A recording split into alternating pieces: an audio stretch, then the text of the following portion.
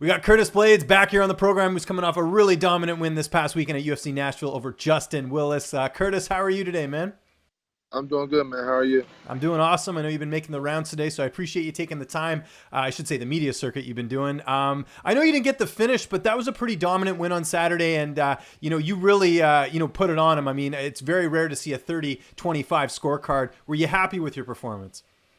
I was happy with it, but I just wish I could have got some elbows and maybe got some blood. But yeah, overall, I'm happy with it.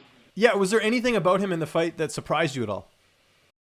Not, you know what? I was actually surprised at how he wasn't that aggressive. I thought he'd be a lot more aggressive than what he was. Okay. Yeah, fair enough. And I mean, you were very emotional after the fight, like, fired up. I don't think I've ever seen you like that before. And that's something we talked about heading into the fight, that you haven't really had an opponent talking any trash. I was reading something today. I didn't actually see the interview, but I heard he had someone go to your hotel and start heckling you. What happened there? Yeah, I guess this is like a buddy of his or whatever. He popped up at the hotel and he he challenged me to like a fight. Obviously, I'm not gonna fight him because it's Wednesday of my fight week. But he was having he was doing a lot of extra activities just to try and get in my head. And I thought that was a sign of his weakness and insecurities. Yeah, and I saw his manager denied it, but I mean, you wouldn't just make up something like that out of the blue. That's pretty crazy No. that happened. Was this the first time you've ever had anything like this where it was really this personal? I mean, that's crazy that someone else is coming to try and fight you. Yes, I've never had to experience anything like this. I've never talked smack to any of my opponents. I haven't had any of my opponents talk smack to me. So this is the first contact I've had with anything of this, and like even a small level or as big as this. This is my first ever. A lot of people that would throw them off. Did it phase you at all in the fight? I don't think it would have, but I'm sure it was on your mind a little bit just with some of the stuff that was going on. I mean, I go into my fights with blinders on. So yeah, it pissed me off like in the moment when it happens. But once we go into the octagon, I forget about everything. When we're seeing, the weigh-ins and, the stare downs and all that stuff, we can't really make out what he's saying. What was he saying to you, leading up to the fight? Because that's one of the things we don't get to see. He was just saying a lot of BS like, I can't wait to get my hands on you. I'm going to make you call me Big Daddy. I'm going to make you call me Big Pretty. And then he started to direct his insults at my father. Just Oh my saying, gosh. so it's just a lot of extra. I don't want to give him all this attention because he's not worth it. He's not a very good fighter, and he just relies on his words. No, very well said. I got to ask, so you win the fight and you're interviewed by Cormier. Any part of you thinking you wanted to call him out a little bit just because you're talking with him right there? I mean, obviously you came off a loss and this was a win, but did that cross your mind at all in the post-fight? No, because realistically, I knew I needed another one. So me calling him out would make me a hypocrite because that would be me pulling the Kobe Covington just trying to say something wild to get likes and views when we both know it wouldn't happen. So I knew calling him out was a dead end. I didn't even reach for it.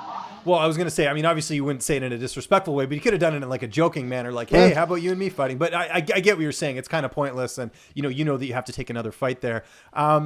Post-fight, I saw you hanging out with Bobby Moffitt. I imagine you guys, because you guys are both have the same manager, but you're also both from Chicago. How long have you known him? Shoot, on like 5 years now. Yeah. Rick, your manager, put some comment down there that you guys look like a buddy cop movie or whatever. How was it getting to hang out with him post-fight? That was fun. That was our first time being on the UFC card together. So I really enjoyed that. Hope we get to do it again. I wish he had gotten a win, but he did get a bonus, so it wasn't all bad. How was the post-fight celebrations in Nashville? That's a great city. I've been there a few years ago. It was wild. Broadway's nice. The bars, the people, everyone's really nice. I didn't have any issues with any of the locals or any of the fans there. Did the UFC say anything to you after the win? I mean, it was very dominant, and again, I think it just put you back in the driver's seat as far as heading towards the title. No, I mean I haven't heard anything directly from the UFC. I don't know if my manager has or hasn't, but I think it was a dominant victory. But I also know realistically who is Justin Willis. He's nobody. So I need another legitimate victory over a Stipe or a Junior, a guy like that. Right. And as far as the fan feedback, I mean, I think Justin came across pretty bad this entire week, just with his interviews and, attacking someone like you who's not really known for trash talk. How was the fan feedback after the fight? From the looks of it, looks of the landscape, I don't think he earned any extra fans. I think he his IG bumped up by like 1,500. So I don't think he really gained a lot of fans off of that fight. I think that's what he was hoping. He was hoping that people would enjoy him being a bad guy, but he crossed over some lines. No, I agree with that. We talked about this before the fight. UFC Chicago, is that too soon, or are you looking for something a little bit later? That's actually a bit too soon. I have to get an X-ray on my foot, but I think it's just a bone bruise. But I'll be out for at least another 10 days, and then it's easy to get out of shape. So once I get back to practicing and stuff, it'll probably take another 8 to 10 weeks to have a legit camp. So I'm looking at the July International Fight Week, looking at that card. Yeah.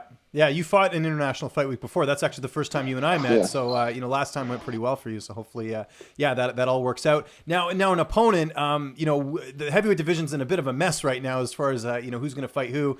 Who's at the top of the list for you? Who would you like to fight next? It would be Stipe or Junior. Okay.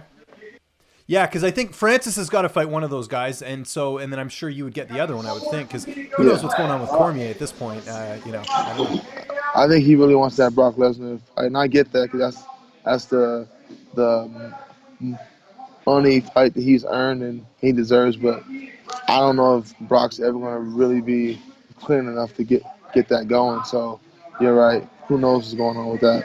So you're at the gym, and this is Monday. You just had the fight on Saturday. So what does the rest of the week look like? You're right back in there, it looks like. Oh no, I'm not working out. You're just hanging out, seeing your teammates then, yeah. Yeah, my foot is busted. I won't be working out at least a week. Yeah, I'm just here watching, hanging out with the guys. That's good. What does the rest of the week look like? I imagine back to dad duties and everything else. Yeah, just spending time with my daughter and playing some video games. What's on deck video game wise?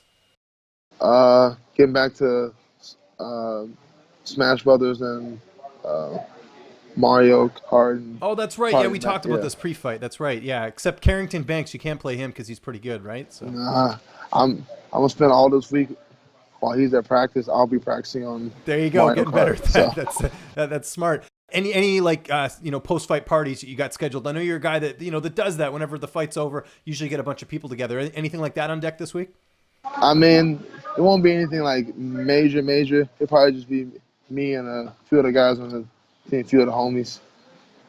That's good, man. Well, Curtis, again, congratulations on the win. Just remind people where they can find you on social media, and if you got any sponsors or shout-outs, the floor is yours. You can find me at RazorBlades265. That's my Instagram and my Twitter handle. And I'd like to give a shout-out to my coaches. Vinny Lopez helped me with my striking, and Cody Donovan helped me with my jiu-jitsu. I'd like to give a shout-out to Iowa Bison Meat, Receptra MMA for their CBD products, and Beardalizer.